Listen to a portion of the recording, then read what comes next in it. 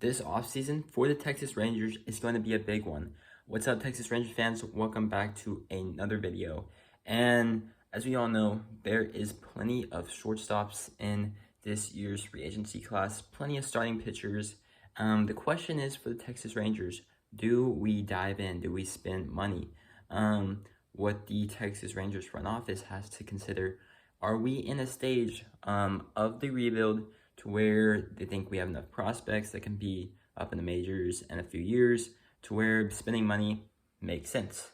If so, there's some names that can make sense, others that might not make sense.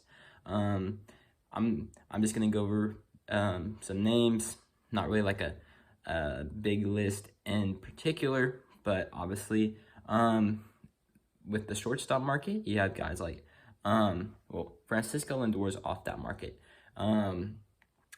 He's not playing too well for the Mets, but he's off that market. He would be a guy that I was going to be interested in if he was still a free agent, but he got that contract extension from the Mets.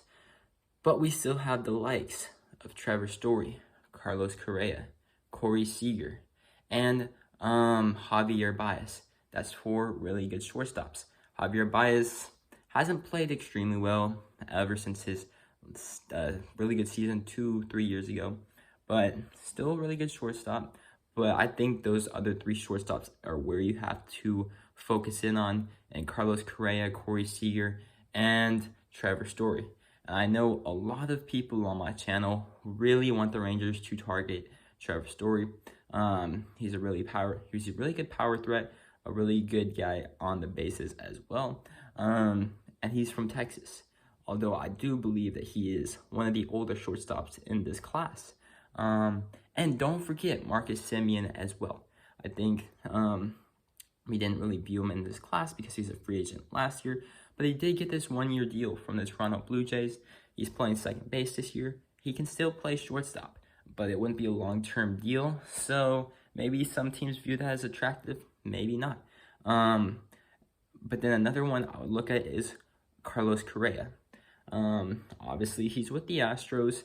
He was a part of the cheating scandal, but he's one of the youngest shortstops in the free agency class. You guys might love him. Some people might hate him, of course. But I think he's one of the most talented players in the class as well, offensively, defensively. Let me guys know what you think in the comment section down below. And let me just run down some of the starting pitchers in the class as well. I know you have Marcus Stroman, Noah Syndergaard, Clayton Kershaw, and I don't know what to really think about those pitchers. Marcus Stroman is playing pretty well for the Mets right now, but Clayton Kershaw, he's always been that stud of the pitcher, but he's really getting up there with his age. And then Noah Syndergaard, he's one of those guys that you're like, he's a future stud, future star. He's been hampered by injuries. I don't know if you want to pour a ton of money into him, but if you could get him on a cheap deal, maybe that's a possibility. Let me know what you want the Rangers to do in free agency this offseason. Do you think there's a scenario where they don't spend money at all? Let me know in the comment section what you think. I'm going to have more videos later this month, later in the year, breaking down more scenarios of the Texas Rangers off-season plans, or at least what I think their plans will be. But thank you for staying to the very end of this video. And with that being said, I'll see you on the next one. Peace.